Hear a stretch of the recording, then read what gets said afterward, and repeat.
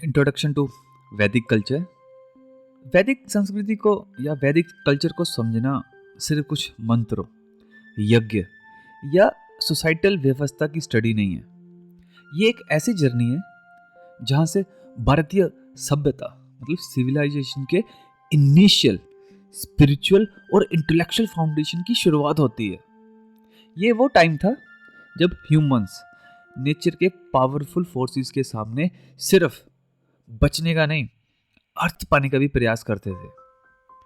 सवाल आसान नहीं थे। जीवन क्या है, नियम क्या है, ट्रुथ क्या है, धर्म का मूल क्या है।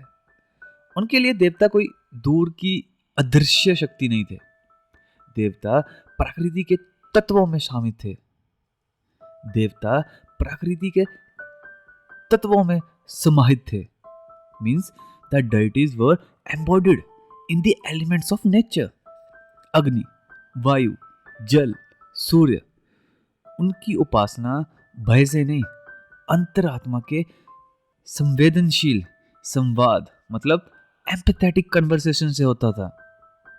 ये धार्मिक और दार्शनिक विचार उनके लिए न केवल व्यक्ति के जीवन का मार्गदर्शन थे, बल्कि उन्होंने अपने समाज और प्रकृति के बीच एक इंटीग्रल कनेक्शन को समझा।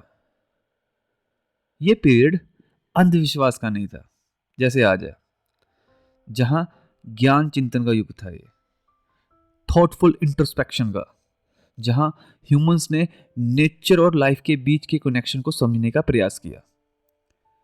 वेदों के मंत्र नियम नहीं बनाते थे, बल्कि एक काव्यात्मक और दार्शनिक चेतना means poetic and philosophical consciousness के नेतृत्व करते थे, जिसमें शंका भी थी, श्रद्धा भी और खोज भी। Once that hold doubt, faith and inquiry together. इस युग ने रता का विचार दिया, मतलब एक कॉस्मेटिक ऑर्डर जिससे समझना और अनुसरण करना व्यक्ति का धर्म बना। This era introduced the concept of Rata, a cosmic order which became the individual's duty to understand and follow. अगर रता का ये फिलोसफिकल विचार ना होता तो आज ह्यूमैनिटी कैसे अपने डिसीजंस, एथिक्स और एग्जिस्टेंस को समझ पाती। इस युग ने एक ऐसे मॉरल स्पिरिचुअल फ्रेमवर्क को शेप दिया जो आज भी सामाजिक और धार्मिक प्रिंसिपल में इंक्लूडेड है। अगर हम आज के एआई और उसके चैलेंजेस को देखें तो ये वही है जहां हमारी विचार की फ्रेमवर्क, जिसमें इंक्वायरी, डाउट और फेथ का बैलेंस जरूरी है, उससे हमें एक गाइडेंस मिलती है। जैसे एआई का एथिकल फ्रेमवर्क भी डाउट और फेथ के बीच का स्ट्रगल है, वैसे ही रता का विचार ह्यूमैनिटी को एक ऑर्डरली और बैलेंस सिस्टम देने के लिए था। इसलिए वैदिक संस्कृति का अध्ययन करना सिर्फ इतिहास पढ़ना नहीं है, ये एक ऐसी विंडो है जहां से हम देख सकते हैं कि कैसे एक समुदाय ने नेचर, समझ और आत्मा के बीच का संवाद क्रिएट किया और आगे चलकर उसी ने उपनिषदों, धार्मिक परंपरा और राज्य व्यवस्थाओं का आधार रखा। आने वाले सेक्शन में वैदिक संस्कृति को geography, religion, achievement, polity, economy और सोसाइटी के डायमेंशन से हम समझेंगे, ताकि ये समझ सके कि कैसे एक गतिमान पशुपालक समुदाय मतलब डायनेमिक पेस्टोरल कम्युनिटी धीरे धीरे एक सभ्य और दार्शनिक समाज में परिवर्तित हुई, जो आज भी हमारे सामाजिक और धार्मिक स्ट्रक्चर को इतने फोर्स से इन्फ्लुएंस करता है। लेकिन आगे चलने से पहले हमें ये समझ लेना चाहिए कि जो हम वर्ड बार बार यूज कर रहे हैं, वेद, या फिर आगे हम बार बार यूज करेंगे, उसका एक्चुअल मीनिंग है क्या। हमने बचपन से लेके अभी तक सुना होगा कि वेद, काफ़ी लोग बोलते होंगे कि वेदों में सब कुछ है, वेद ये है, वेद वो है, वेद भगवान ने रखे हैं, भगवान ने लिखे हैं या फिर भगवान के द्वारा लिखाए गए हैं। अपनी अपनी मान्यता है सबकी, पर एक्चुअल में वेद क्या है? मेरे भी काफ़ी सारे फ्रेंड्स हैं, मेरे सीनियर्स हैं ऑफिस में, मेरे जूनियर्स हैं, वो बोलते हैं कि वेद सबसे बढ़िया पुस्तक है। पर जब मैं उनसे पूछता हूँ वेदों में लिखा क्या है, पर उनको नहीं पता वेदों में क्या लिखा है, क्योंकि उन्होंने भी कहीं से सुना है, उनकी अपनी श्रद्धा अपने भाव है, उन्होंने भी नहीं पढ़े।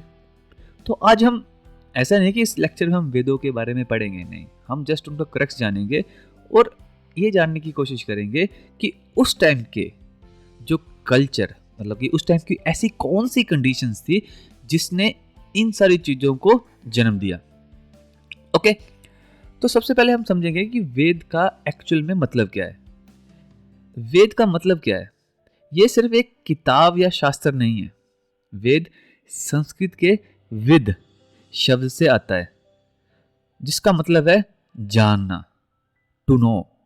लेकिन ये कोई ऐसी जानकारी नहीं है जो बुक से मिले या किसी अथॉरिटी से मिले। नहीं, ये वो जानकारी है जो तब मिलती है जब मन शांत होता है, जब दिल खुला होता है और जब आप अपने आप को विश्व से, मतलब संसार से जोड़ते हैं। वेद कोई पुरानी टेक्स्ट नहीं है, ये सच्चाई का अनुभव है, मतलब एक्सपीरियंस है। ये रूल्स नहीं देते, ये तुम्हें अपने आप से सच्चा होने का चैलेंज देते हैं, अपनी पूरी जिंदगी को प्यार से जीने का एक मौका देते हैं, अपनी आंखों से दुनिया को देखने का मौका देते हैं। वेद वो टेक्स्ट नहीं है जो तुम्हें फॉलो करने के लिए कह रहे हैं, ये तुम्हें अपने अंदर से सच्चाई ढूंढने का बुलावा देते हैं। ये ऐसा नहीं बोलते कि तुम ये करो वो करो, वो बोलते कि जो आपके अंदर सच है। क्योंकि अगर आप महावाक्यों की बात करें, वो बोलते हैं अहम ब्रह्मास्मि तत्वमसि, वो भी यही बोलते हैं, जो भी सच है वो आपके अंदर है, बाहर मत ढूंढो। वेद में भी जो ज्ञान दिया है वो उन लोगों के लिए नहीं है जो सोचना नहीं चाहते। हमें ऐसा लगता है कि जो वेदों का ज्ञान है ना, बस हम उसको पढ़ लेंगे, रट लेंगे, हमारा काम चल जाएगा। नहीं, वेदों का ज्ञान उन लोगों के लिए तो बिल्कुल नहीं है जो सोचना नहीं चाहते, जो सवाल नहीं करते, जो चुपचाप चीजों को मान लेते हैं, जो अपनी सोच को बंधन में रखते हैं। वेद आजादी का चैलेंज है, ना कि परंपरा का बंधन।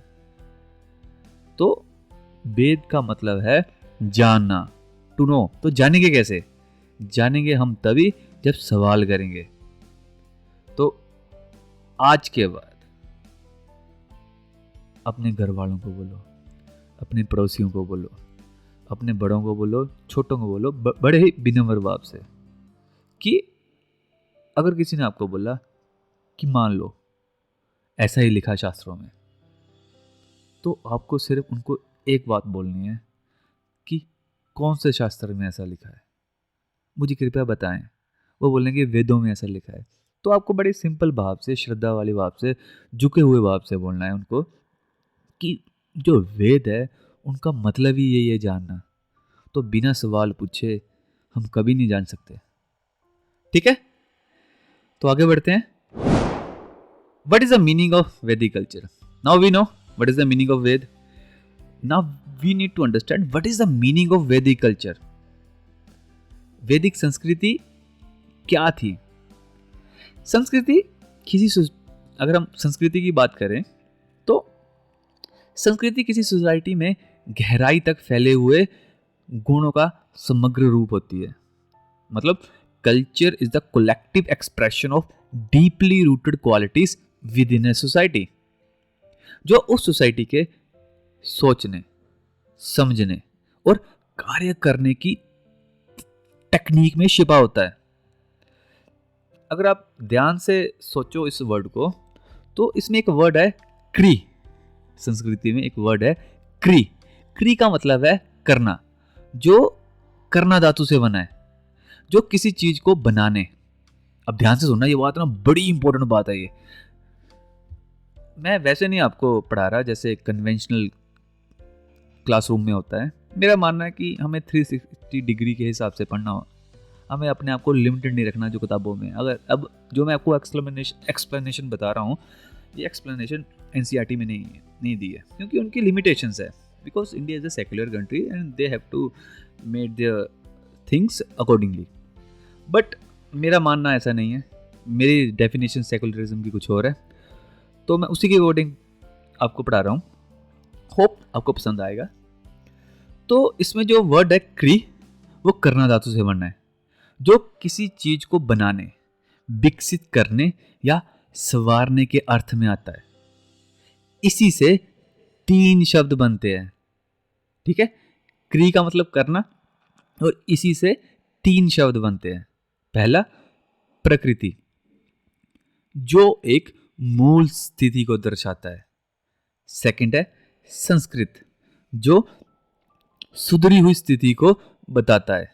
और तीसरा विकृत, जो बिगड़ी हुई अवस्था को दर्शाता है। तो कौन कौन से 3 शब्द है हमारे पास? प्रकृति, संस्कृत और विकृत। सबसे पहले स्टार्टिंग में क्या था? प्रकृति। उसके बाद हमने क्या लेके आए? संस्कृत। अब उससे क्या हो सकता है? या तो हम दोबारा से प्रकृति में चले जाएंगे या फिर विकृत हो जाएंगे, जो कि बिगड़ी हुई अवस्था को दर्शाता है। अगर हम इंग्लिश में बात करें तो इंग्लिश में संस्कृति के लिए कल्चर शब्द का प्रयोग किया गया है, जो लैटिन के कल्ट या कल्ट से लिया गया है, जिसका मतलब है जोतना। जैसे हम खेतों में बैल जोतते हैं ना, वैसे इसका मतलब है विकसित करना या परिकृष्ट करना। और एक मतलब और भी है, वो है पूजा करना।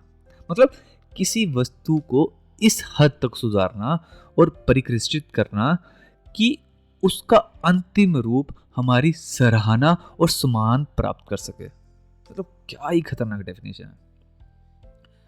संस्कृति का असल अर्थ है उत्तम या सुधरी हुई स्थिति। मतलब कल्चर का एक्चुअल में मीनिंग है उत्तम, मतलब प्राइम या फिर सुधरी हुई स्थिति। इंसान स्वभाव से प्रगतिशील है। ध्यान से सुनो, इंसान स्वभाव से प्रगतिशील है और अपनी बुद्धि का इस्तेमाल करके वह अपने आसपास की प्रकृति को लगातार सुधारता और बेहतर बनाता रहता है।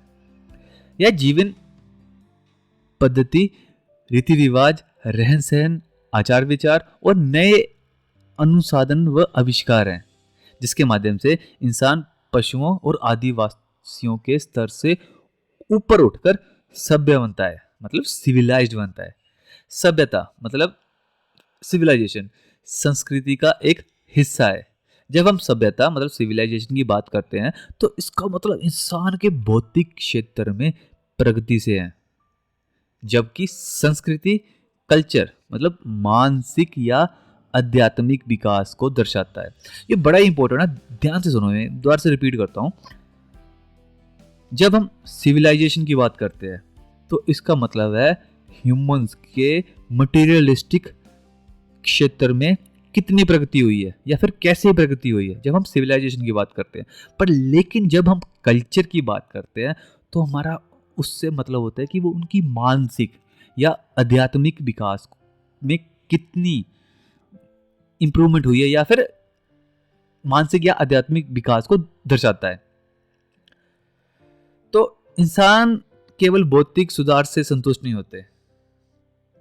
ऑब्वियस ही बात है, हम ह्यूमंस मटेरियलिस्ट चीजों से संतुष्ट नहीं होते। आप भी नहीं होते, क्योंकि वह सिर्फ खाने के लिए नहीं जीता। हम सिर्फ खाने के लिए थोड़ी ना जीते हैं। अगर आप आज IAS की तैयारी कर रहे हो तो सिर्फ खाना खाने के लिए थोड़ी ना कर रहे हो, सही नहीं है। इंसान के पास शरीर के साथ मन और आत्मा भी है। भौतिक उन्नति से अब जो मैं ये कंसेप्ट बोल रहा हूं कि इंसान के पास मन और आत्मा भी है, तो काफी सारी आइडियोलॉजी ऐसी है जो नहीं मानती कि आत्मा है। तो जो मैं ये आपको आज बता रहा हूँ इन्फॉर्मेशन, मैं बता रहा हूँ एज पर दी वैदिक कल्चर। वैदिक कल्चर में आत्मा को माना जाता है, ठीक है। तो इंसान के पास मन और आत्मा है। भौतिक मतलब मटेरियलिस्टिक इंप्रूवमेंट से शरीर की भूख तो शांत हो सकती है, लेकिन मन और आत्मा की तृष्णा बनी रहती है। तृष्णा मतलब एक काइंड ऑफ एम्प्टीनेस कि यार अब ये नहीं है मेरे पास, अब वो नहीं है, मतलब कि मज़ा नहीं आ रहा यार। डेली मैं बर्गर भी खा रहा हूँ, पिज़्ज़ा भी खा रहा हूँ, चिकन भी खा रहा हूँ, मतलब सारे भौतिक सुख जो है मैं ले रहा हूँ, फिर भी एक अंदर से ना एक वो होता है कि नहीं यार मज़ा नहीं आ रहा। इसी इसी चीज का संतोष पाने के लिए इंसान जो विकास और उन्नति करता है उसे संस्कृति कहा जाता है। अब आपसे कोई पूछे कि संस्कृति और सिविलाइजेशन में क्या डिफरेंस है, आप बता सकते हो? ऑब्वियस सी बात है, बता सकते हो।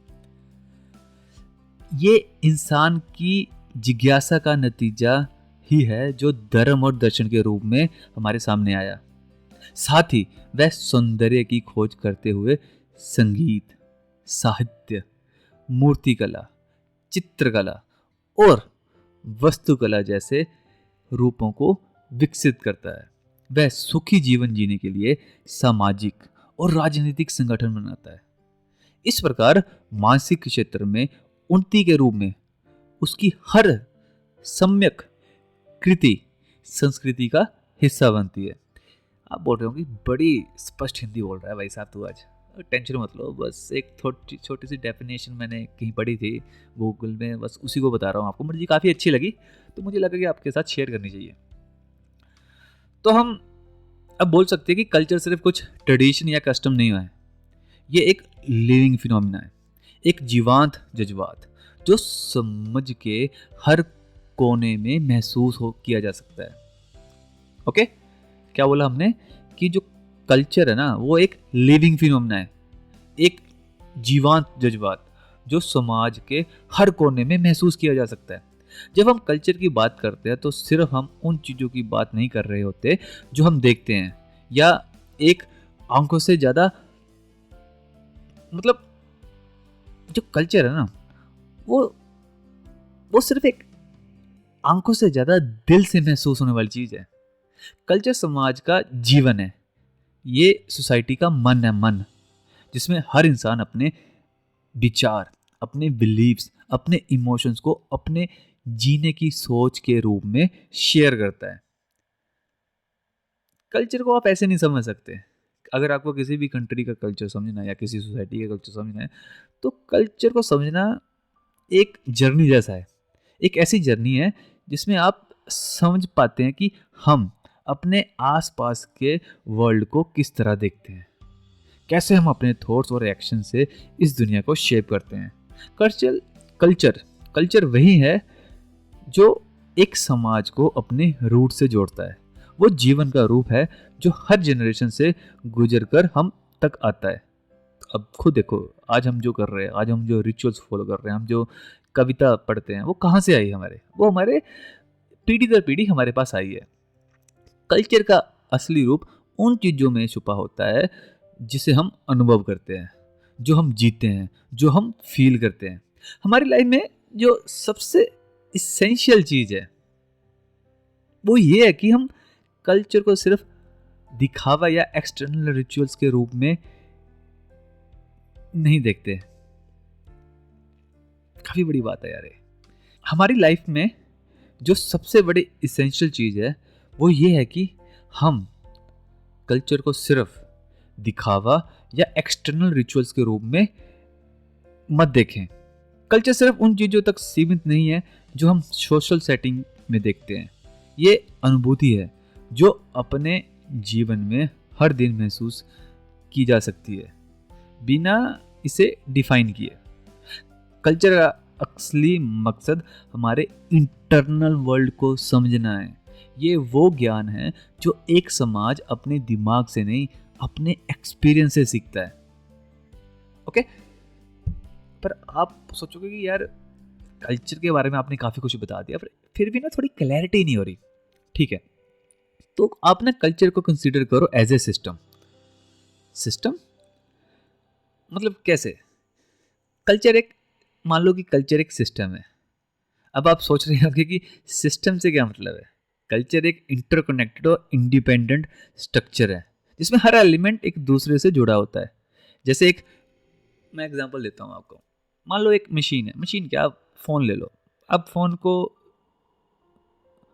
मशीन मानो तो as per the definition of system, system वो होता है जिसमें एलिमेंट्स होते हैं और उन एलिमेंट्स के अंदर इंटरकनेक्शन होता है और उस सिस्टम का या उस सिस्टम का एक पर्पस होता है। ठीक है, समझ गए? सेम वैसे ही कल्चर के हर एलिमेंट का एक अपना रोल है। ये एक ऐसी स्ट्रक्चर है जिसमें हर एलिमेंट अपने प्लेस पर काम करता है और तभी वो फंक्शनल रहता है। कल्चर एक सिस्टम इसलिए है क्योंकि इसके एलिमेंट्स जैसे rituals, belief, value, language, symbol, art, intuitions, not limited to this things, ये सब एक दूसरे से इंटरकनेक्टेड होते हैं। अगर आप एक एलिमेंट में चेंज होता या फिर एक एलिमेंट में अगर चेंज होगा तो बाकी एलिमेंट पर उसका असर पड़ता है। कल्चर के एलिमेंट एक डायनेमिक बैलेंस में होते हैं, सॉरी, कल्चर के जो एलिमेंट्स है वो एक डायनेमिक बैलेंस में रहते हैं जिसमें कॉन्टिन्यूटी और चेंज का मिक्सचर है। ये सिस्टम इस तरह से काम करता है कि सब चीज़ें अपने अपने रोल्स में रहती है और समाज को एक कोहेसिव आइडेंटिटी देते हैं। अगर हम बात करें एलिमेंट्स ऑफ कल्चर की, तो बिलीफ एंड वैल्यूज़ एलिमेंट है कल्चर के। अब मुझे ये एक्सप्लेन करने की ज़रूरत नहीं कि बिलीफ और वैल्यूज़ में क्या डिफरेंस है। सेकंड है रिचुअल्स और कस्टम, रीति रिवाज। थर्ड है लैंग्वेज। फोर्थ है सिंबल। फिफ्थ है आर्ट एंड एस्थेटिक, कला और सौंदर्य। इसमें थोड़ा सा मैं लाइट डाल देता हूँ, मतलब प्रकाश डाल देता हूँ।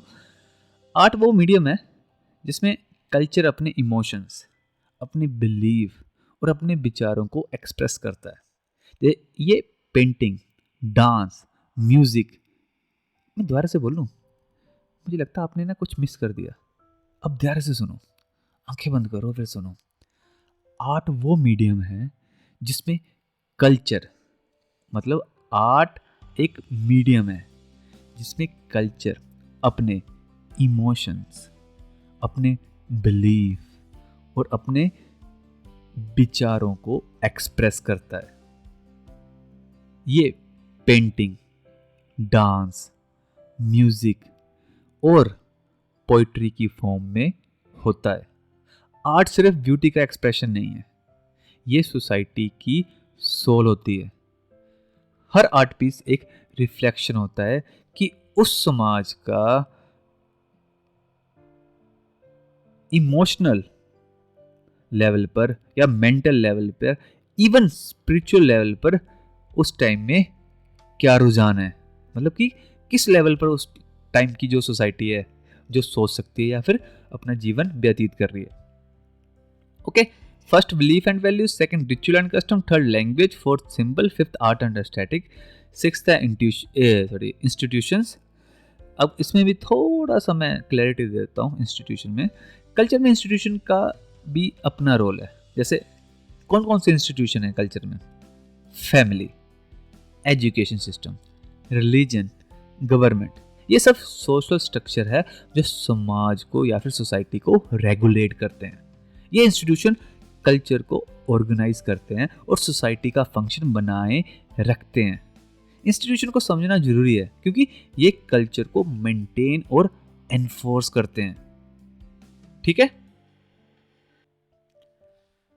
तो कल्चर का सिस्टम भी एक लूप की तरह है। हर जनरेशन अपने एक्सपीरियंस से सीखकर अपने रिचुअल्स को फिर से डिफाइन करते हैं, अपने वैल्यूज को इवॉल्व करते हैं और लैंग्वेज को नए तरीके से डेवलप करते हैं। ये लूप कभी भी स्टॉप नहीं होती, ये हमेशा एक्टिव रहती है। Now you know culture as a system and the culture as a element. Now we discuss something about Vedic culture. वैदिक संस्कृति सिर्फ कुछ, जैसा हमने स्टार्टिंग में बोला था कि यज्ञ और मंत्रों तक सीमित नहीं है, ये एक चेतना की क्रांति थी। सोचो, एक टाइम था जब ह्यूमंस अपने जीने की माया से ऊपर उठकर अपनी एग्जिस्टेंस के मकसद को समझने की कोशिश कर रहा था। वैदिक ह्यूमंस सिर्फ जिंदा रहने की कोशिश नहीं कर रहे थे, वो जीवन की सच्चाई को समझने की कोशिश कर रहे थे, मतलब कि एक तरह की सच को जानने की तलाश में थे। और ये तलाश सिर्फ बाहर की दुनिया में नहीं थी, ये अंदर की दुनिया को समझने की थी। मैं ना बड़ा प्यारा सा एग्जांपल दूं अंदर की दुनिया को समझने का। अब बड़े ध्यान से सुनो, जब मैं बोल रहा हूं कि वैदिक कल्चर, तो आपका पूरा कंसंट्रेशन ना इधर दो। मैं एक ना एक्सपेरिमेंट करता हूं अभी आपके साथ ना। जब मैं बोल रहा हूं कि वैदिक कल्चर, वैदिक कल्चर में ये सब कुछ था। अब आपका पूरा ध्यान ना इस बात को सुनने में है। आपको पता है कि आपका पैर क्या कर रहा है? हाँ, अभी आपका ध्यान आपके पैर पे चला गया, पर थोड़ी देर पहले नहीं था। थोड़ी देर पहले आपका पूरा ध्यान मेरी बातों पर था।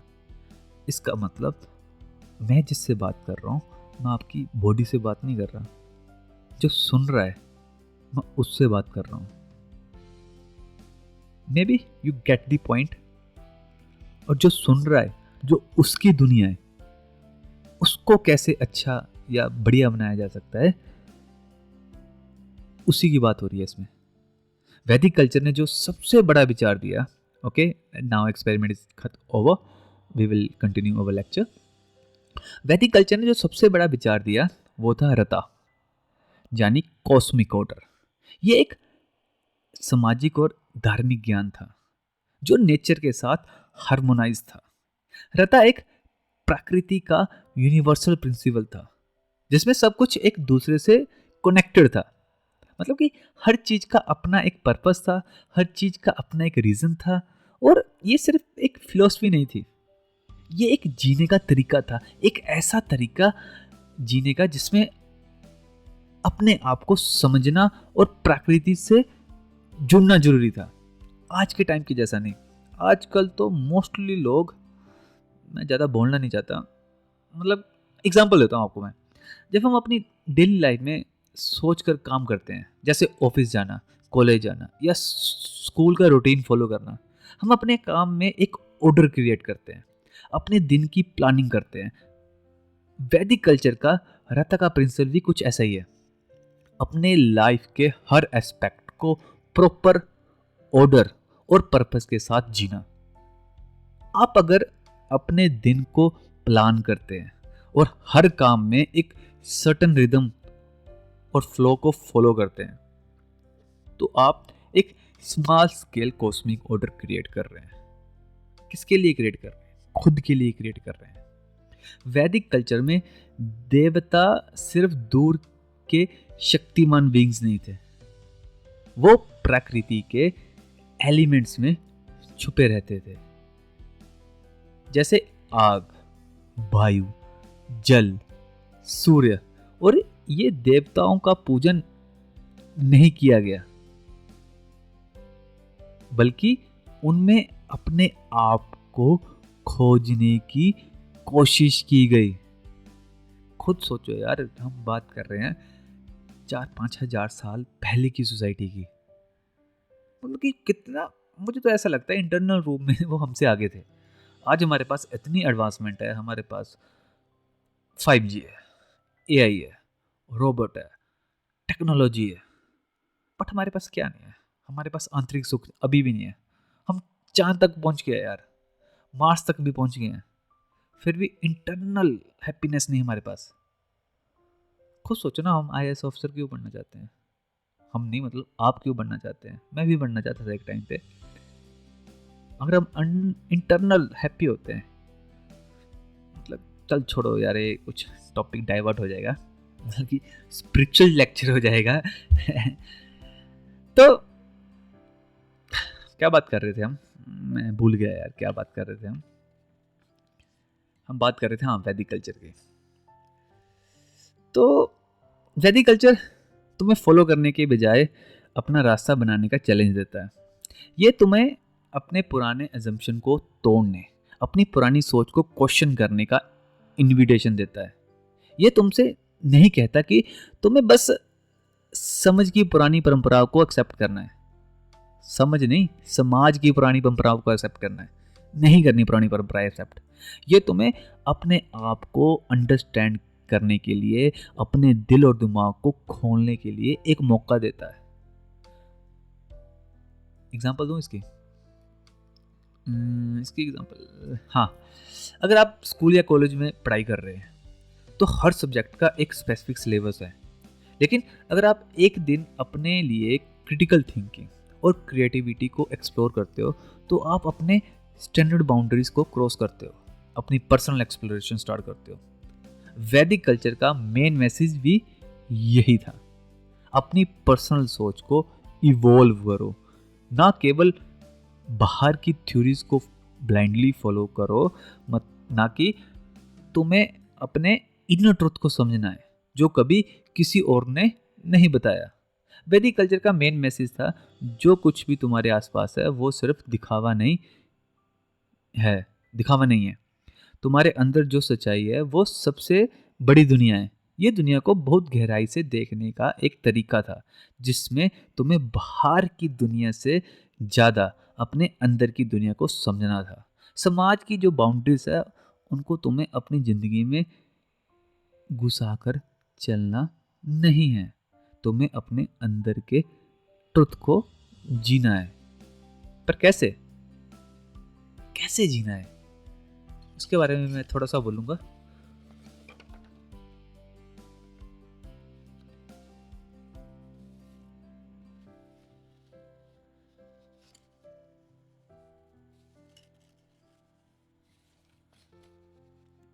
वैदिक कल्चर का असली एसेंस समझने के लिए तुम्हें अपनी पुरानी सोच को तोड़ना होगा, छोड़ना होगा।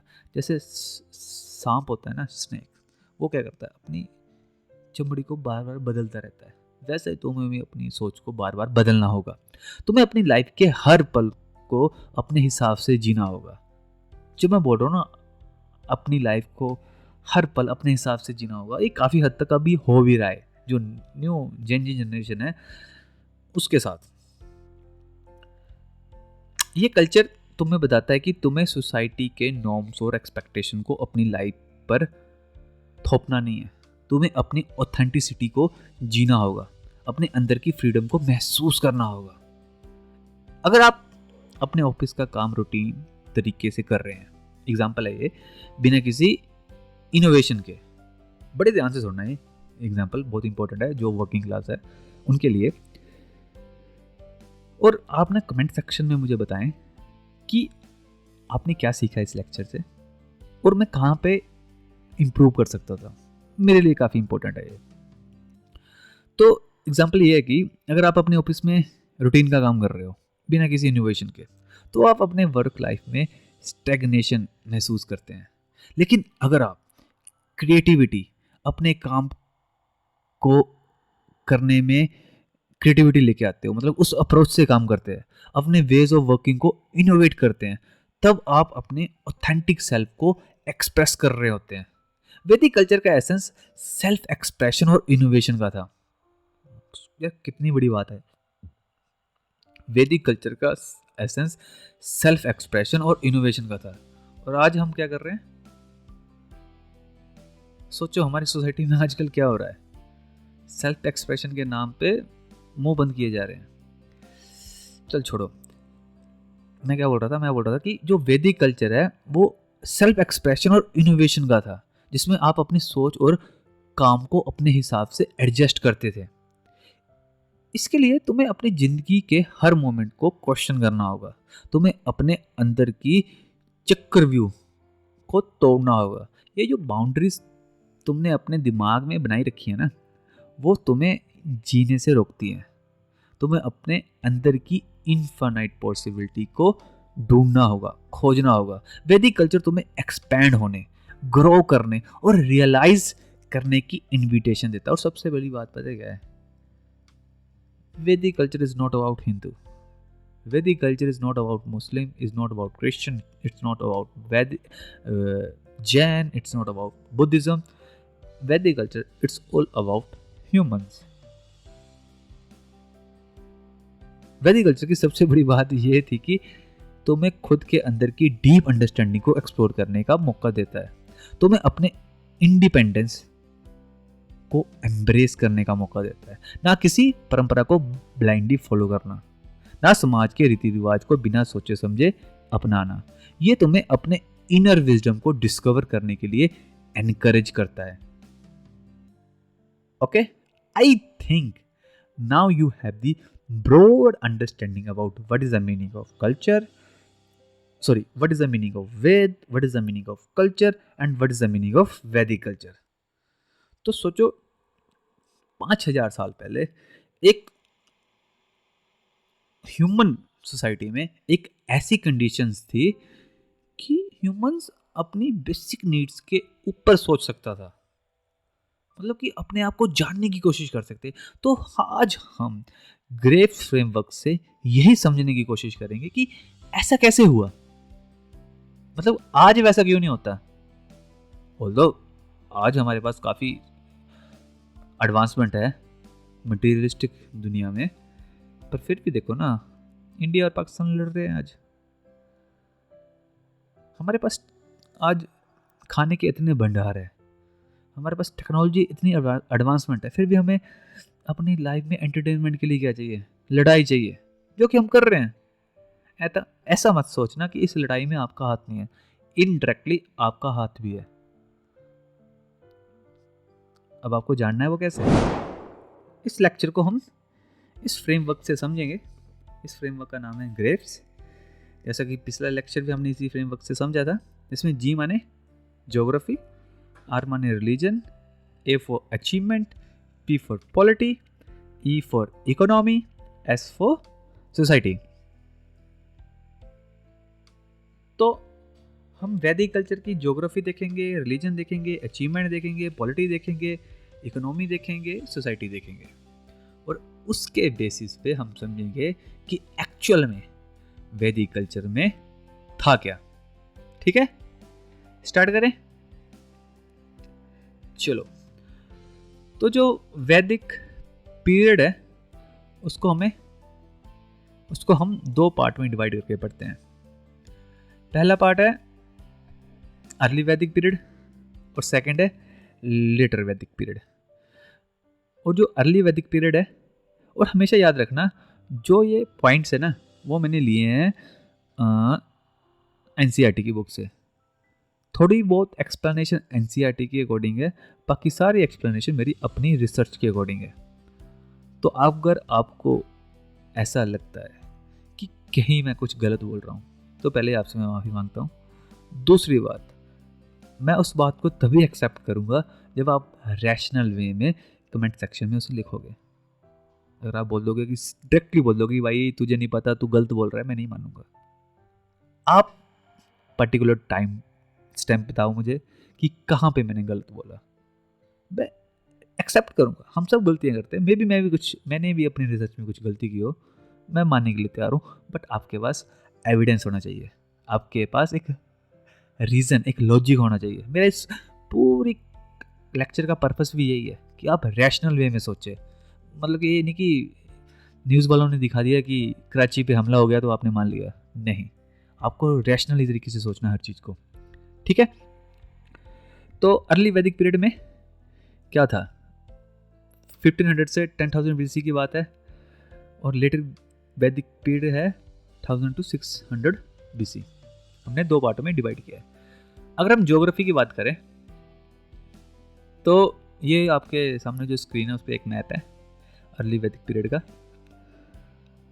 इसमें अगर आप येलो कलर में देखो तो ऋग वैदिक ट्राइब है, और अगर उसमें देखो पिंक कलर में तो एक्सटेंट ऑफ ऋग्वेदा, और जो ब्लू कलर में वो हमारी रिवर्स है, जो कि आज भी है, जिसके पीछे आज इतनी लड़ाई भी हो रही है। तो क्वेश्चन है ज्योग्राफी में, अभी आपको लोकेशन पता लग गई कहाँ पे है, सिंधु नदी के आसपास, हमारे 5 रिवर के, पंजाब की जो 5 रिवर है उसके आसपास। तो क्वेश्चन है, why did the Rigvedic people choose Punjab and Afghanistan, what does this say about their priorities. अगर उन्होंने ये पर्टिकुलर रीजन डिसाइड किया तो क्यों किया, कोई और रीजन क्यों नहीं डिसाइड किया उन्होंने, यहीं पे क्यों। तो जो ऋग्वैदिक लोग थे वो पंजाब और अफगानिस्तान के रीजन में सेटल हुए। एक टाइम के लिए ना इमेजिन करो कि एक टाइम था जब इंडो आर्यंस, जो बाद में ऋग्वैदिक लोग कहलाए, नए घर की तलाश में थे। उन्होंने पंजाब और अफगानिस्तान के कुछ हिस्सों को चुना, जैसे गंधार। पर क्यों, यही सबसे बड़ा क्वेश्चन है, क्यों। अर्ली वैदिक पीरियड की ये लोकेशंस थी, Sapta Sindhu, mostly pastoral, move to cattle, leather की ये थी। पर हमारा जो क्वेश्चन है वो ये है कि जो ऋग्वैदिक पीरियड थे, choose the region of Punjab and Afghanistan, but why? Because of the combination of ecological, geographical and socio political factor. 3 factor हैं प्राइमरली। फर्स्ट है इकोलॉजिकल, सेकंड है जोग्राफिकल और थर्ड है सोशो पोलिटिकल फैक्टर। तो अगर हम पहले फैक्टर की बात करें तो वो फैक्टर है एबंडेंस ऑफ रिवर्स। उनकी जो पहली प्रायोरिटी थी वो थी वाटर प्रायोरिटी, पानी। पंजाब का मतलब होता है, क्योंकि वो पंजाब के रीजन के पास थे, आज का रीजन वो पंजाब कहलाता है। तो पंजाब का अगर आप शब्द का मतलब समझोगे ना, पंजाब, उसका मतलब होता है 5 नदियों का देश। झेलम, चिनाब, रवि, ब्यास, सतलुज। वेदों के ऋषियों ने नदियों का जिक्र बार बार किया है। सिंधु, सरस्वती और भी काफी सारी नदियों का जिक्र उन्होंने वेदों में किया है। पानी उनके लिए सिर्फ पीने के लिए नहीं था। खुद सोचो ना, पानी हम सिर्फ पीते थोड़ी ना, हम एग्रीकल्चर में पानी यूज़ करते हैं, हम जो एनिमल को डोमेस्टिकेट किया है उसके लिए यूज़ करते हैं, हम धार्मिक कामों के लिए पानी को यूज़ करते हैं, नदियों को यूज़ करते हैं जैसे गंगा। तो पानी के बिना सब कुछ ख़त्म है, मतलब कि पानी के बिना हम सोसाइटी को सोच भी नहीं सकते यार। तो पहली प्रायोरिटी थी जहाँ पानी हो वहीं हम रहेंगे। तो उन्होंने देखा कि पानी कहाँ है, तो उन्होंने देखा यार यहाँ पे तो पानी काफ़ी है, 5 नदियाँ हैं, 5 नदियों के बीच में काफ़ी जगह है, आसपास हमारी नदी है, तो हमारी जीवन आसानी से बीत जाएगा। ये था पहला फैक्टर। सेकंड था ओपन ग्रासलैंड, मतलब कि घास के मैदान। उस टाइम पे ये एक तरह का हेवन था, स्वर्ग था। क्यों? क्योंकि उस टाइम पे लोगों के पास जानवर बहुत है। उनका असली जो धन था ना वो था गाय बैल, और जहां अच्छी घास मिले वहां गाय भी खुश और इंसान भी खुश। पंजाब और अफगानिस्तान के कुछ हिस्सों में खुले मैदान, घास के बड़े बड़े चारागाह थे, बिल्कुल परफेक्ट और लाइफ फॉर पेस्टोरल लाइफ, बिल्कुल perfect condition for pastoral life. जो उनके पास गायें थी, जिसको गौधन भी बोल सकते हैं, वो उनकी संपत्ति थी। मतलब कि मान लो अब जो इंडिया है, आपको पता, हम सबको पता कि जो इंडिया है वो है मॉनसून डिपेंडेंट। आज भी इतनी टेक्नोलॉजी होने के बाद भी हमारी मोस्टली 50 to 60% जो एग्रीकल्चर है वो मॉनसून पे डिपेंडेंट होती है। उस टाइम पे तो 100% थी। तो मान लो 2-3 साल मॉनसून अच्छा नहीं हुआ तो बच्चे क्या खाएंगे, बुजुर्ग क्या खाएंगे, बड़े क्या खाएंगे? वो खाएंगे गाय का दूध। मतलब दूध को खाते तो नहीं है, दूध को तो पीते हैं, पर दूध से लस्सी बनती है, दूध से घी बनता है, दूध से मिठाइयाँ बनती है। खुद सोचो ना, इंडिया में सबसे ज़्यादा मिठाइयाँ दूध की बनती है। क्यों बनती है? Because we have abundance of milk in the past, so we have lots of time to experiment on milk, so we create lots of sweets over the milk. Okay, तो दूसरी प्रायोरिटी थी उनकी पेस्टोरल लाइफ और में जीने की, that's why they choose this particular geography. Third उनकी priority थी मोबिलिटी और एक्सेसिबिलिटी। आपको पता है मोबिलिटी मैटर करती है। क्यों मैटर करती है? आर्यंस एक जगह ठहरे नहीं रहते थे, उनके पास थे घोड़े और रथ, और जरूरत थी खुले मैदान की। पंजाब के प्लेन्स और अफगानिस्तान के कुछ वैलीज उनके लिए परफेक्ट रूट्स थे। जो रिवर्स थी ना, वो एक तरह की ना जीपीएस का काम करती थी, क्योंकि वो, अब रिवर्स ये तो है नहीं कि आज पाकिस्तान में बह रही है कल को श्रीलंका में बहेगी। रिवर का कोर्स तो मोस्टली सेम ही रहेगा। तो रिवर का कोर्स अगर सेम रहेगा तो एक तरह का वो हमें डायरेक्शन भी बताएगी। ठीक है, अंडरस्टैंड? फोर्थ क्या हो सकती है? सोचो ना क्या हो सकता है।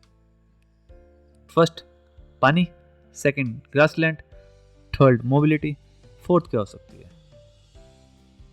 मैं चाहता हूं अब इस वीडियो को रोकें और कमेंट सेक्शन में जाएं और वहाँ लिखें कि इस टाइम पे आप क्या सोच रहे हैं। अगर दिमाग में कुछ नहीं आ रहा तो जस्ट टाइप कर दो, अभी मुझे पता नहीं लग रहा, मैं जानने का इच्छुक हूँ। फोर्थ पॉइंट हम डिस्कस करेंगे। तो फोर्थ पॉइंट है strategic location for defence and offence, मतलब वॉरफेयर प्रायोरिटी। अगर आप ऋग्वेद पढ़ो ना, तो ऋग्वेद में बैटल ऑफ 10 किंग्स जैसी कहानियां मिलती है। 10 किंग्स की बैटल, ये सिर्फ सर्वाइवल का सवाल नहीं था, सत्ता और सम्मान का भी था। अफगानिस्तान के पहाड़ी रास्ते और पंजाब के प्लेन्स दोनों ही डिफेंस और अटैक के लिए काफी स्ट्रेटेजिक थे। तो चौथी प्रायोरिटी थी युद्ध के लिए तैयार रहना और अपना एरिया सिक्योर रखना। और जब इन सब को एक तराजू में तोला गया तो हम क्या देख सकते हैं, इन चारों पॉइंट को अगर हम एक तराजू में तोले तो टॉप प्रायोरिटी हमारी है पानी और चारागाह। बिना इनके जिंदा रहना पॉसिबल ही नहीं है। सेकंड है मोबिलिटी, क्योंकि नई जगह ढूंढना लाइफस्टाइल का पार्ट था। उसके बाद युद्ध, सर्वाइवल का एक हिस्सा, but not the main goal. Okay, तो ये थी ज्योग्राफी। अब नेक्स्ट है रिलीजन। तो इसमें जो क्वेश्चन है, यार देखो ना, मैं बहुत ही क्रिटिकल लेंस से चीज़ों को देखता हूँ और मैं चाहता हूँ कि आप भी वही क्रिटिकल लेंस से चीज़ों को देखें। अंधविश्वासी नहीं बनना हमें यार। हमारे कॉन्स्टिट्यूशन का भी यही पर्पस है कि लोगों में साइंटिफिक टेम्परामेंट इंट्रोड्यूस करना है, नॉट इंट्रोड्यूस करना है, मतलब कि साइंटिफिक टेम्परामेंट लेके आना है। हमारे एजुकेशन सिस्टम का यही पर्पस है, तो मेरा भी यही पर्पस है। मेरे पास थोड़ा बहुत साइंटिफिक टेम्परामेंट है, मैं ये नहीं बोलता कि मुझे सब कुछ पता है, बट हाँ मेरे पास टेम्परामेंट है, पर इतनी नॉलेज नहीं है मेरे पास। तो फिर भी मैं थोड़ा बहुत तोल मोल के सर्च सुच करके चीज़ों को समझ लेता हूँ। मैं ये नहीं बोलता कि मुझे सब कुछ पता, किसी को भी सब कुछ नहीं पता होता यार। तो जो रिलीजन में क्वेश्चन है, हम बड़ी क्रिटिकल एंगल से देखेंगे रिलीजन को भी, because nothing is more important then curiosity और अंडरस्टैंडिंग। जैसे कि वेद भी बोलते हैं, जानो कैसे, डाउट से। तो हम डाउट करेंगे उस टाइम की सोसाइटी को। यार अब हमें गाइडेंस ही वेदों से मिली है कि डाउट करो हर चीज़ को। और वेद किसी व्यक्ति, जाति, धर्म के लिए नहीं है। Don't think Ved is just only for Hindus, no, I don't think like that. Ved is for everyone.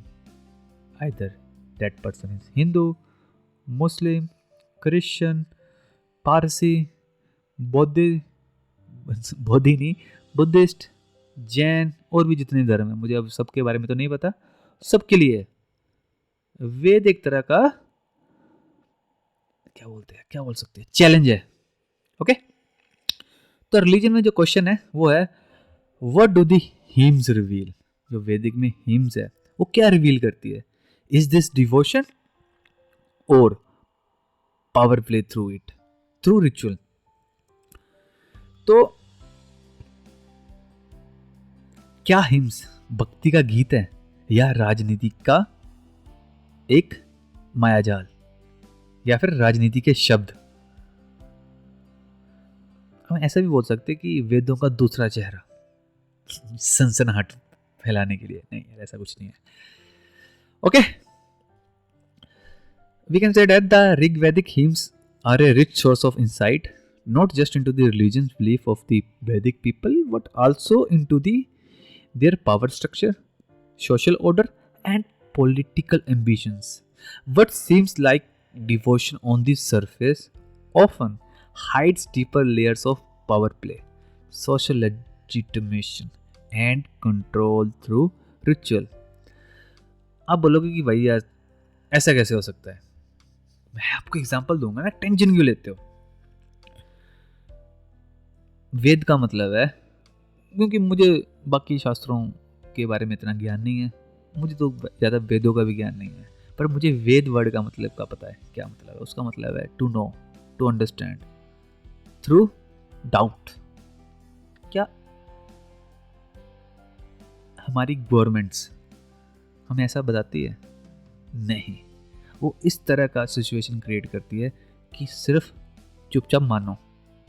अगर आज की गवर्नमेंट ऐसा मानती है तो 4000 साल पहले के जो राजा थे वो क्यों नहीं ऐसे सिचुएशन क्रिएट करते होंगे सोसाइटी में? ह्यूमन नेचर तो सेम ही है, सर टेक्नोलॉजी चेंज हुई है। So what do hymns really revealed? ये आपकी और मेरे में बात है, ये सरकार तक बात नहीं पहुंचनी चाहिए कि मैं ऐसा बोल रहा हूँ आपको। ओके, फर्स्ट है डिवोशन एंड कॉस्मोलॉजी। हम पहले पॉजिटिव पार्ट देखेंगे क्योंकि ये सच्चाई है। पॉजिटिव पार्ट, जब प्रकृति बनी परमेश्वर, डिवोशन का रियल साइड। देखिए वैदिक लोग प्रकृति से प्रभावित थे, इन्फ्लुएंस थे, इम्पैक्ट था नेचर का उनके ऊपर। बिजली चमके तो इंद्र बन गया, आग जले तो अग्निदेव, सूरज निकले तो सूर्यदेव। ये था उनका स्पिरिचुअल सर्च, प्रकृति में दिव्यता ढूंढना। बट ट्विस्ट यहां से शुरू होता है। जो इंद्र थे उन्होंने वरिता राम के एक राक्षस को मारा जिसके पास जल का कंट्रोल था। लेकिन अगर सोचें तो ये एक सिंबॉलिक मैसेज भी हो सकता है। कैसे? जो पानी को कंट्रोल करेगा वही राज करेगा। थ्रू रिचुअल, यज्ञ, भक्ति या पॉलिटिकल शो। यज्ञ सिर्फ अग्नि में समीदा डालना नहीं था, ये एक पब्लिक डिस्प्ले ऑफ पावर था। राजा जब अश्वमेध या राजस्व जैसे यज्ञ करता था तो लोगों को दिखाता था, देखो मुझे देवता भी सपोर्ट करते हैं। और ब्राह्मण लोग वो थे रिचुअल्स को क्या बोलते हैं, फॉलो करने वाले या फिर सोसाइटी को बताने वाले, जिनके बिना यज्ञ पॉसिबल नहीं थे। यानी उनका भी एक इंटेलेक्चुअल राज था। थर्ड है war and conquest justified through religion. Indra सिर्फ देवता नहीं, आर्मी चीफ भी थे। कैसे? इंद्र को बोला गया पुरंदरा, फोर्स तोड़ने वाला। जो राजा किसी दूसरे जन के गांव पे चढ़ाई करता था तो बोलता था, ये तो इंद्र की कृपा है, हम धर्म के लिए लड़ रहे हैं, जैसे आज भी हो रहा है। फोर्थ है सोशल हायरार्की, जाति व्यवस्था, एक कॉस्मिक जुगाड़। सुक्ता में बोला गया, ब्राह्मण हेड से, क्षत्रिय आम से, वैश्य थाई से और शूद्र फीट से। इसे समझो यार, ये एक सेक्रेट जस्टिफिकेशन थी सोशल हायरार्की को परमानेंट बनाने की। बल्कि वेदों में ऐसा कुछ नहीं लिखा हुआ, जस्ट किसी बंदे को राज करना था तो उसने ये चीज़ों को सोसाइटी में फैलाना शुरू कर दिया। क्या ये हम हिम्स बाद में ऐड किए गए? हो सकता है, पर मकसद क्लियर था, वर्ण व्यवस्था को डिवाइन सपोर्ट देना। तो जो ऋग्वैदिक हिम्स है उसमें भक्ति भी थी, लेकिन साथ में छुपी थी राजनीति। वो देवताओं से प्रार्थना नहीं करते थे, वो उनसे पावर का लाइसेंस ले रहे थे। तो भक्ति का भाव तो था, बट पावर प्ले भी था। देवताओं की स्तुति, नेचर को डिवाइन माना गया, लेकिन जब किसी पे युद्ध करना हो तो उन्हीं का इस्तेमाल किया गया। Next is achievement. I think you have the understanding about geography and the priorities in the geography, and now you have the understanding about the religion. Okay, now we will understand achievement. So what intellectual or material achievements mark a civilization rise? हम मानते हैं और actual में है भी ऐसा कि वो बहुत ही एडवांस सोसाइटी थी, not in terms of technology but in terms of inner being. But कैसे? क्या थी उनके पास अचीवमेंट? तो ओ सॉरी, फर्स्ट हम बात करेंगे, हम अचीवमेंट को डिवाइड कर देंगे मटेरियलिस्टिक अचीवमेंट और और सेकंड इंटेलेक्चुअल अचीवमेंट। तो अगर हम मटेरियलिस्टिक अचीवमेंट की बात करें, बाहरी समृद्धि भी बोल सकते हैं वैदिक कल्चर की, तो फर्स्ट है कैटल बेस्ड इकोनॉमी। धन सिक्के से नहीं थे, मतलब उस टाइम पे जो धन था ना वो सिक्के नहीं थे, मतलब उस टाइम पे जो धन था ना वो सिक्कों से नहीं, गांव से नापते थे। किसके पास कितनी काउज है। गायें सिर्फ जानवर नहीं थी, गायें सिर्फ जानवर नहीं थी, वो समृद्धि, गति और शक्ति का प्रतीक थी। जमीन दूसरे नंबर पर थी, चारागाह और घूमना ज्यादा इंपॉर्टेंट था। समझ रहे हो ना मैं क्या बोलना चाह रहा हूं? जमीन दूसरे नंबर पर थी, चारागाह और घूमना ज्यादा इंपॉर्टेंट था। ये होगी first achievement, cattle based economy. That's why we call it cow as a mother.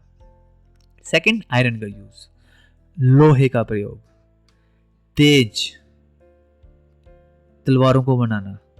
Copper और ब्रोंज की जगह लोहा आने लगा। अब लोहे आने से क्या हुआ?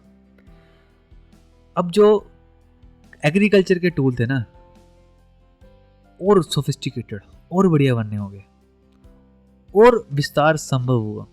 अब इसका इम्पैक्ट क्या था? ये था एक तरह का टेक्नोलॉजिकल एडवांसमेंट। कैसे? मान लो पहले हम पत्थर का या लकड़ी का उपयोग करते थे, अब हम लोहे का उपयोग कर रहे हैं। खुद सोचो, पहले मैं एक क्या एग्जांपल दूं आपको मैं, हाँ, पहले मैं हल बनाता था लकड़ी का, तो वो हल चलता था मान लो 1 महीना, उसके बाद नए हल की जरूरत पड़ती थी। तो जो उस टाइम पे जो बिजनेस था, मान लो जो एक बिजनेसमैन है जो हल बना रहा है, उसको पता है डिमांड बहुत है, तो वो क्या करेगा? हल बनाता रहेगा, हल बनाता रहेगा, लेकिन तो वो और कुछ सोच नहीं पाएगा। तो मान लो अब उसको उसके पास आ गया आयरन का सोर्स, उसने जब आयरन का हल बनाया ना, तो वो देख रहा है मेरी डिमांड डिक्रीज हो रही है। पहले 1 महीने चलता था जो हल लकड़ी का, अब वही हल चल रहा है कई साल। तो उसको अब अपना क्या हुआ, बिजनेस चेंज करना पड़ा। अब जब हम चेंज करते हैं ना तो हम दिमाग लगाते हैं, ठीक है? तो जब वो उसको एक सेक्टर छोड़ के नए सेक्टर में जाना पड़ा तो उसको दिमाग लगाना पड़ा, और जब हम दिमाग लगाते हैं तो हम प्रगति करते हैं। ओके, थर्ड है सेटलमेंट अलोंग रिवर्स। सरस्वती और जमुना जैसी नदियां उनकी जीवन रेखा थी। शहरों के बजाय वे गांव में रहते थे, खुले खेतों से गिरकर पशुओं और खेती के लिए, जो कि परफेक्ट लोकेशन थी। कुछ सोचना उस पर, जो अभी तो हमारी इकोनॉमी बहुत चीज़ों पे वेस्ट है। आज हमारी इकोनॉमी मैन्युफैक्चरिंग सेक्टर पे वेस्ट है, सर्विसेज सेक्टर पे वेस्ट है। उस टाइम पे सिर्फ एक ही सेक्टर होता था, वो भी प्राइमरी, और उसमें क्या होती थी, खेती बाड़ी और पशुओं। सेकेंडरी और टर्शियरी सेक्टर नहीं होता था वहाँ पे, ठीक है? नेक्स्ट रीजन है हॉर्स एंड चैरियट वॉरफेयर, जैसा कि महाभारत में भी हुआ था। घोड़े और रथ से युद्ध करते थे, उनके पास ड्रोन्स नहीं थे, उनके पास S-400 मिसाइल सिस्टम नहीं था, डिफेंस सिस्टम नहीं था। उस टाइम पे गति ही शक्ति थी, आज भी गति ही शक्ति है। उस टाइम पे भी गति ही शक्ति थी, आज भी। घोड़े और रथ तेज चलते थे, और वो पहाड़ों में तो चलेंगे नहीं। तो जिसके पास घोड़े थे, रथ थे, उसके बाद एक स्ट्रेटेजिक एडवांटेज थी, खासकर खुले मैदानों में, ठीक है? That is the achievement. Sacrificial altars, यज्ञ वेदी का निर्माण। मंदिर नहीं थे पर यज्ञ कुंड बनते थे। ये थी रीतियों के रूप में ब्रह्मांड के नियम का प्रत्यक्ष रूप। ये थी ऋषियों के रूप में ब्रह्मांड के नियम का प्रत्यक्ष रूप, मतलब रिचुअल आर्किटेक्चर हम बोल सकते हैं इसे। So that is about materialistic achievement. So जो नेक्स्ट है वो है इंटेलेक्चुअल अचीवमेंट। तो सब फर्स्ट पॉइंट है the Rigveda itself is achievement, world's oldest living scripture. अब मैं आपसे ये पूछूंगा कि हम इसे लिविंग स्क्रिप्चर क्यों बोलते हैं, ये आपको मुझे कमेंट सेक्शन में बताना है। ओके तो जो ऋग्वेद था वो दुनिया का सबसे पुराना जीवित ग्रंथ, सिर्फ देवताओं का स्रोत नहीं, ये कविता में भी दर्शन है, कॉस्मोस की पहली कल्पना है, एक आध्यात्मिक चमत्कार। इसे किसी ने लिखा नहीं ऐसा माना जाता है। ये श्रुति थी, मतलब सुनी गई, बनाई नहीं गई। दो चीजें होती है, एक होती है श्रुति, एक होती है स्तुति। ठीक है, फर्स्ट है ऋग्वेदा, सेकंड है कंसेप्ट ऑफ रता। रता का सिद्धांत मतलब कॉस्मिक ऑर्डर। रता मतलब सभी नियमों के पीछे का नियम, मतलब कि फंडामेंटल, ब्रह्मांड का समन्वय। इसी से बाद में धर्म, कर्म और मोक्ष जैसे विचार निकले रता से। सोचो कितना इंपॉर्टेंट था ये, मतलब जिस पर्सन ने ये सोचा होगा। थर्ड है sophisticated language, Sanskrit grammar begins. बहुत ही व्यवस्थित भाषा थी, कविता और गणित जैसी चीजों के लिए। पनिनी तो बाद में आए पर ग्रामर के बीज तभी पढ़ चुके थे। अब मुझे कमेंट सेक्शन में बताओ कि पनिनी कौन थे, मैं जानना चाहता हूँ आपको अपने कल्चर के बारे में कितना पता। नेक्स्ट है मेटाफिजिकल क्वेश्चन इन नसाध्य सुक्ता। अब मेटाफिजिकल क्वेश्चन क्या होते हैं? देखो, जो फिलोसफी होती है उसमें होते हैं मेटाफिजिकल क्वेश्चन, उसमें होता है एपिस्टेमोलॉजिकल क्वेश्चन।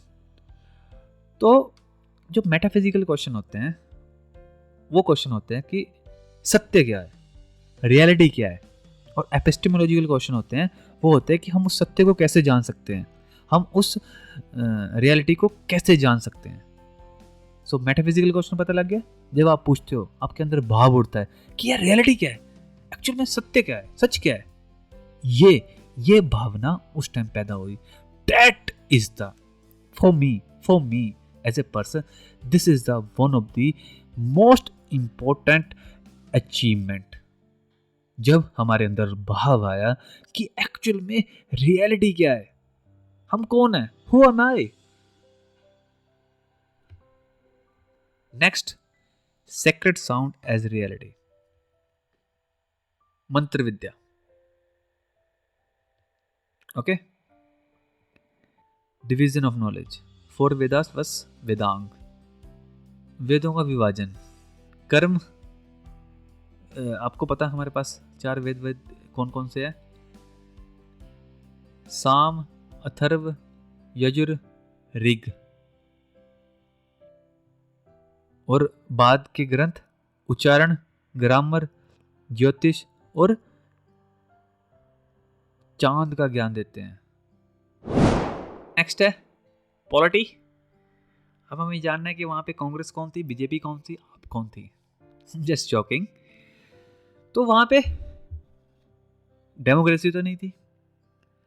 तो पॉलिटी में ये क्वेश्चन आता है, हमारा जी भी हो गया मतलब ज्योग्राफी, आर भी हो गया मतलब रिलीजन, ए भी हो गया अचीवमेंट, अब आ गई PES। हमारे 3 एलिमेंट बच गए उस फ्रेमवर्क के। पॉलिटी, इकोनॉमी और सोसाइटी। तो जो पॉलिटी है उसमें जो सबसे बड़ा क्वेश्चन है, बड़ा क्वेश्चन क्या है, जो सबसे मेन क्वेश्चन यही है, was the king A protectorate और ए डिवाइन फिगर।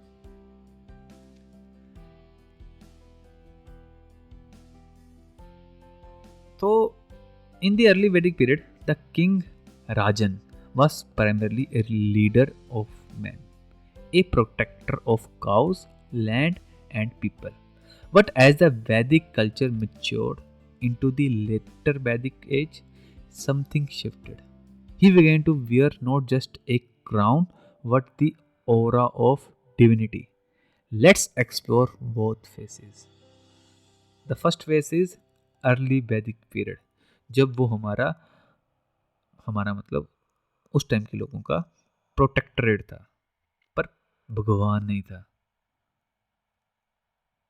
रक्षक था।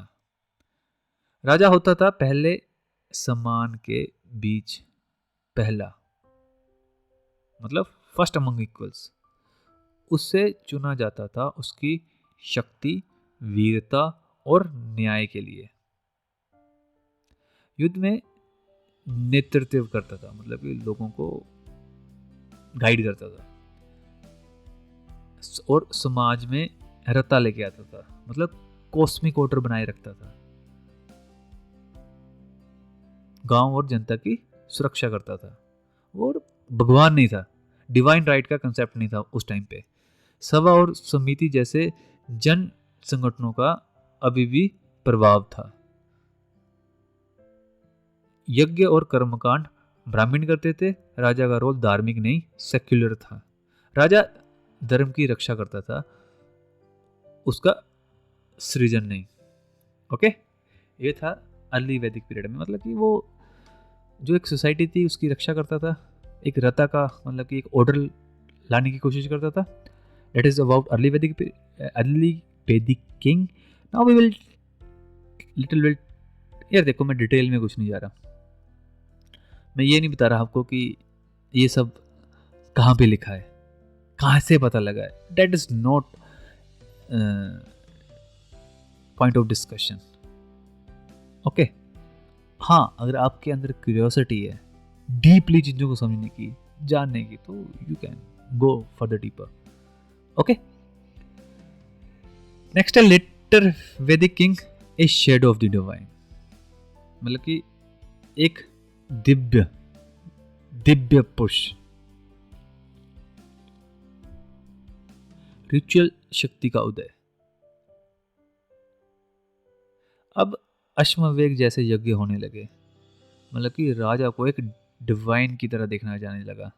राजनीति में दिव्यता का प्रवेश, राजा बन गया था रता का रक्षक, ब्रह्मादिक सहयोग के साथ। उसे कहा जाने लगा नारायण, एक जीव और देव के बीच का सेतु, क्योंकि उनके उसके पास ब्राह्मणों का समर्थन था। ब्राह्मण राजा के साथ देते थे, बदले में उन्हें मिलता था भूमि, सम्मान और राज्य का पैट्रोनेज। राज और धर्म के लिए मेल एक दूसरे को मजबूत बनाता था। अगर आप उपनिषदों में देखें तो उन्होंने एक दार्शनिक संकेत दिए हैं। उपनिषद जो अंतर यात्रा पर जोर देते हैं, राजा के ऋत्विक भूमिका को मानती है, लेकिन साथ ही उसकी सीमा भी दिखाती है। जो आत्मा को जानता है वह हजार राजाओं से बड़ा है। ये कहाँ लिखा है? चांदोग्य उपनिषद में। तो अगर हम इसको कंक्लूड करें तो हम बोल सकते हैं अर्ली वैदिक पीरियड में सिर्फ नेता था, लोगों को प्रोटेक्ट करता था, और उसके बाद डिवाइन अथॉरिटी में आ गया। इंसान ने राजा बनाया अपनी सुरक्षा के लिए, फिर उसे बताया गया राजा तो देवताओं द्वारा बनाया गया है। यही थी शुरुआत सबसे बड़े भ्रम की शक्ति दिव्य है। वाह, क्या पॉलिटिकल अंदाज था इसको कंक्लूड करने का। We already discussed this. Next is economy. What was the wealth? Cattle, land और पीपल. ऑब्वियसली बात है, अर्ली वैदिक पीरियड के लिए कुछ और होगी, लेटर वैदिक पीरियड के लिए कुछ और होगी. जो अर्ली वैदिक पीरियड थे, अर्ली वैदिक पीरियड के जो मनुष्य थे, आदमी थे, ह्यूमंस थे, वो थे पेस्ट्रल इकोनॉमी. पेस्ट्रल इकोनॉमी और एग्रीरियन इकोनॉमी में क्या डिफरेंस होता है? एग्रीरियन इकोनॉमी में पेस्ट्रल और एग्रीरियन का कॉम्बिनेशन होता है. बट एक्चुअल में डिफरेंस क्या होता है? पेस्ट्रल मतलब कि आपके पास जानवर है, आप खेती बाड़ी नहीं करते, आप जस्ट जानवरों को चारागाहों में घुमाते हो और उनसे जो दूध मिलता है उसके बेस पे अपना डेली बेस की नीड्स को फुलफिल करते हो. बट एग्रीरियन में क्या होता है? आप जानवर भी पाल रहे हो और साथ साथ में खेती बाड़ी भी कर रहे हो. ठीक है. जो अर्ली वैदिक वेल्थ थी वो थी काउस, गायें. दूध के अलावा काउस का यूज ट्रेड, रिचुअल्स और दान में होता था. शादी में ब्राइड प्राइज के रूम में भी थी गाय. मतलब जैसे आज कार देते थे, पहले गाय देते थे. वो एक तरह का सिंबल ऑफ पावर थी. जिसके पास जितनी ज्यादा गायें होगी ना, उसको उतना अमीर बंदा माना जाता था. ठीक है. और जो किंग है उसकी लेजिटिमेसी भी इसी एक्शन से होती थी कि उसके पास कितनी गायें हैं और कितने जमीन है. ओके. बट लेटर की वैदिक पीरियड में जब धन का अर्थ जमीन बनी, कृषि और जमीन, कृषि का उदय, जैसे हमें पता है कि आयरन टूल्स आए, उसके आने से समाज एग्रीकल्चर बेस्ड हो गया. जमीन इज इक्वल टू धन. राजा ने ब्राह्मण और वॉरियर्स को जमीन देनी शुरू की. ये एक नए पावर स्ट्रक्चर की शुरुआत थी. इससे एक फ्यूडल सिस्टम बना जहां स्टेटस जमीन से तय होता था, जो आज भी है इतने हजारों सालों के बाद. ओके. तो अगर हम इसके, देखो यार ज़्यादा डिटेल में हमें जानना नहीं, हमें चीज़ों के बारे में जस्ट पता होना चाहिए. ओके. तो अगर हम इसे कंक्लूड करें तो वेल्थ इज कंटेक्सचुअल. अर्ली वैदिक समय में धन था फ्रीडम, मोबिलिटी और पावर.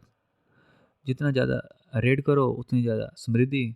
ट्रांजिशन का मतलब लेटर वैदिक समय ने दिखाया एक शिफ्ट, फ्लूइड ट्राइबल वेल्थ से लेकर स्ट्रक्चर्ड एग्रीकल्चर वेल्थ तक. तो how did humans relate to each other? क्या उस टाइम पे इक्वलिटी थी या हायरार्की थी? तो पहले हम जानेंगे अर्ली वैदिक पीरियड, फिर हम जानेंगे लेटर वैदिक पीरियड के बारे में. जिंदगी एक गीत थी. अब हम अर्ली वैदिक पीरियड की बात कर रहे हैं. सुनो यार कितने अच्छे से लिखा है. जिंदगी एक गीत थी, सब मिलके गाते थे. जिंदगी एक गीत थी, सब मिलके गाते थे. कोई ऊपर कोई नीचे नहीं था, बस एक साथ का भाव था जो आज हमारे अंदर नहीं है. वर्ण एक, उस टाइम पे जो वर्ण था, मतलब कि जाति व्यवस्था एक बहाने वाली सच्चाई थी. मतलब वर्ण का मतलब था वर्क, ना कि जन्म. एक ऋषि हो सकता था, एक क्षत्रिय हो सकता था, एक पोइट हो सकता था और एक ब्राह्मण भी हो सकता, based upon their abilities, not based upon their birth. जो स्त्री थी वो गायत्री भी थी और गर्गी भी थी. यज्ञों में महिलाएं शामिल होती थी. वो फिलोसफर थी, टीचर थी और हिम को भी कंपोज करती थी. उस टाइम की महिलाएं, हम 4,000 4,500 साल पुरानी बात कर रहे हैं.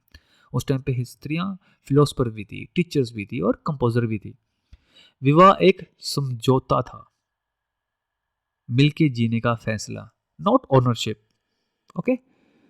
स्वयं, सॉरी, स्वयं, या कैसे बोलते हैं इसको, स्वयंवर, स्वयं. यार ठीक है यार, मुझसे नहीं बोला जा रहा, समझ रहे हो ना मैं क्या बोलना चाह रहा हूँ. जहाँ स्त्री अपने जीवन साथी खुद चुनती थी. ओके. जात नहीं थी, झुंड था. समाज ट्राइबल थी और रिश्तों पे बेस्ड थी. सभा और समिति में वुमेन्स और एल्डर्स दोनों की जगह थी. मानव एक था, ना ब्राह्मण ना शूद्र, सब एक योजना में शामिल थे, बिना किसी वेद के। लेकिन उसके बाद लेटर वैदिक पीरियड आया और दीवार बननी शुरू हो गई, दीवार उगने लगी, वक्त बदलने लगा और इंसान ने दूसरे इंसान को पहचानना छोड़ दिया। वर्ण से जाति तक का सफर, जन्म ने डिसाइड करना शुरू कर दिया कि तुम कौन हो। इंटरवर्ण मोबिलिटी गायब हो गई। धर्मशास्त्र जैसे ग्रंथों में लिख दिया गया कौन कहाँ शादी करेगा, कौन सीखेगा, कौन सिर्फ सुनेगा। पैट्रियार्की का जन्म हुआ। महिलाओं का अधिकार, विद्या और रिचुअल से जुड़ना धीरे धीरे कम हो गया। विडो मैरिज को निंदा की नजर से देखा जाने लगा। स्त्री इज इक्वल टू संपत्ति, कोई लीगल टेक्स्ट में लिखा गया। स्त्रियों के पास ना उस टाइम पे ना मसल पावर नहीं थी। और ऐसा मत सोचना कि मैं कुछ दिल की भड़ास निकाल रहा हूँ, ऐसा कुछ नहीं है। सच में अगर स्त्री और पुरुष के पास सेम मसल पावर होती तो कभी स्त्री गुलाम नहीं होती। आज स्त्री गुलाम इसलिए नहीं है क्योंकि हमारे पास टेक्नोलॉजी है, हमारे पास डेमोक्रेसी है। तो एक चार स्तंभ का हिरार्की बन गया। ब्राह्मण, क्षत्रिय, वैश्य, शूद्र। जो बाहर थे, अति शूद्र या अवर्ण, उन्हें रिचुअल से बाहर रखा गया। रिचुअल्स सुंदर हुए पर इंसान बेचारा हो गया। This is the tragedy. कार्य से पहचान का सफर बन गया, जन्म से बंधन का चक्कर। शक्ति रही कुछ हाथों में और उसे बनाए रखा गया रिचुअल्स, शास्त्र और धरोहरों के जरिए। उस टाइम पे यार तर्क वितर्क नहीं कर पा रहे थे खुला। जैसे अभी खुद देखो ना, आज से 1 साल पहले मैं तर्क वितर्क कर सकता था। आज पाकिस्तान और इंडिया के बीच में लड़ाई हो रही है, तो अगर मैं ये बोल दूं, खुद सोचो ना, अगर मैं ये बोल दूं खड़ा हो गए ट्विटर पे ये ट्वीट कर दूं कि यार युद्ध वुद्ध नहीं होना चाहिए, ये सारी बेकार चीज़ें हैं, तो मुझे लोग गालियां देंगे। समझ रहे हो? बस यही चीज़ हो रही थी उस टाइम पे भी। तो in the conclusion we can say that the Vedic age wasn't just a phase, it was a crucible. From fire rituals to iron plow, from chants to courts, it laid the foundation for what India would becomes. तो वैदिक culture एक evolving civilisation थी जिसका geography ने जीवन चलन तय किया। रिलीजन ने उसका मन और मानवता दोनों गढ़ दिए। अचीवमेंट उनकी स्पिरिचुअल और मटेरियल दोनों थी, हिम से लेकर आयरन टूल्स तक। पॉलिटिक्स ने राजा को पहले प्रोटेक्टरेट बनाया, फिर डिवाइन फिगर। इकोनॉमिक्स में वेल्थ कैटल से लैंड तक शिफ्ट हुई, और सोसाइटी में एक समय जहां इक्वालिटी थी वहां बाद में हायरार्की ने अपना घर बना लिया। ये समाज एक यात्रा थी, प्रकृति से संस्कृति तक और आजादी से व्यवस्था तक, और हर पड़ाव पर उन्होंने कुछ पाया और कुछ छोड़ा और कुछ खोया। तो इसी के साथ अब समय आ गया है इस लेक्चर को कंक्लूड करने का। This is the source of our lecture and this question was asked in 2023. What are the main features of Vedic society and religion? Do you think some of the features are still prevalent in Indian society? You can answer it in a very wonderful manner. पिछले 10 साल में सिर्फ एक ही question पूछा गया है and this is a source of our learning for history and thank you. अगर आपको ये लेक्चर अच्छा लगा, अगर आपको लगता है मैं ऐसे लेक्चर और बनाऊं और ज़्यादा मेहनत करूं अगले आने वाले लेक्चरों में, तो प्लीज़ कमेंट सेक्शन में मुझे बताएं और अपने दोस्तों के साथ, अपनी दोस्तों के साथ ये शेयर करें ताकि मुझे एक तरह की मोटिवेशन मिले, ताकि मुझे पता लगता रहे। और यार फीडबैक जरूर देना अच्छा बुरा कोई फ़र्क नहीं पड़ता, ताकि मेरे में इम्प्रूवमेंट आ सके। इसी के लिए हम विदा लेते हैं। जय हिंद।